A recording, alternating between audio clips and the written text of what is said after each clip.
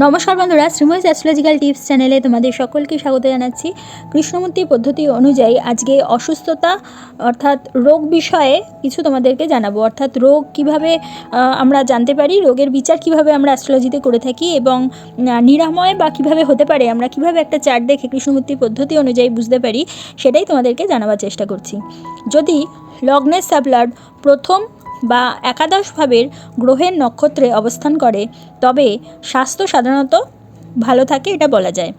কিন্তু যদি লগ্নের সাবলর্ড প্রথম ও ষষ্ঠ ভাবের কারক গ্রহের নক্ষত্রে অবস্থান করে তবে তার মহাদশা বা অন্তর্দশার সময় রোগে আক্রান্ত হতে হয়। কারণ ষষ্ঠ ভাব থেকে আমাদের রোগের বিচার করা হয় এবং প্রথম ভাব হচ্ছে আমাদের দেহভাব অর্থাৎ লগ্নভাব। যদি ষষ্ঠ ভাবের উপ অধিপতি অর্থাৎ সাবলর্ড ষষ্ঠ ও প্রথম ভাবের কারক গ্রহের নক্ষত্রে অবস্থান করে কিন্তু একাদশ ভাবের কারক না হয় তবে সেই সাবলর্ড তার অন্তর্দশার সময় রোগ সৃষ্টি করবেই। যদি সাবলর্ড এমন কোনো নক্ষত্রে অবস্থান করে যা অধিপতি কোনোভাবে শনির সঙ্গে যুক্ত থাকে তবে রোগটি দীর্ঘস্থায়ী অথবা ক্রনিক হয়ে থাকে। এমনকি সাবলর্ড শনি হলে রোগটি অবশ্যই তোমার দীর্ঘস্থায়ী হবে, এটা বলে দেওয়া যায়। কিন্তু যদি সাবলর্ড কোনোভাবে মঙ্গলের সঙ্গে যুক্ত হয় তবে রোগটি কিন্তু তীব্র আকার ধারণ করবে এবং বুধ যদি যুক্ত হয়ে যায় তাহলে সেই রোগে আরও বেশি পরিমাণে জটিলতা নির্দেশ করে থাকে। এবারে চলে আসি নিরাময় বিষয়ে। সাধারণত ষষ্ঠ ও প্রথম ভাবের সাথে কোনোভাবে যুক্ত গ্রহগুলির সম্মিলিত দশা যখন চলে তখনই ব্যক্তি অসুস্থ হয়, কিন্তু আরোগ্য তখনই আসে যখন পঞ্চম বা একাদশ ভাবের কারক গ্রহ রোগ সৃষ্টিকারী ষষ্ঠ ভাবের কারক গ্রহের দশা অনুসরণ করে।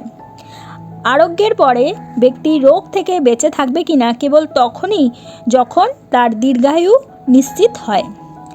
এবারে দীর্ঘায়ু কখন হবে সেটা আমরা ভালোভাবেই বলে দিতে পারি একটা জন্মছক থেকে।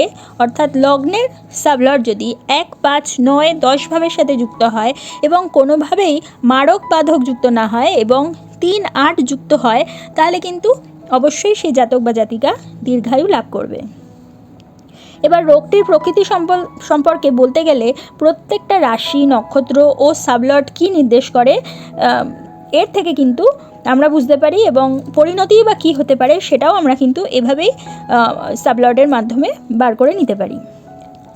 এবং কোন অংশে রোগটি হবে সেটা নিশ্চিত করতে অবশ্যই আমাদের এই কৃষ্ণমূর্তি পদ্ধতি ভীষণভাবে সাহায্য করে থাকে।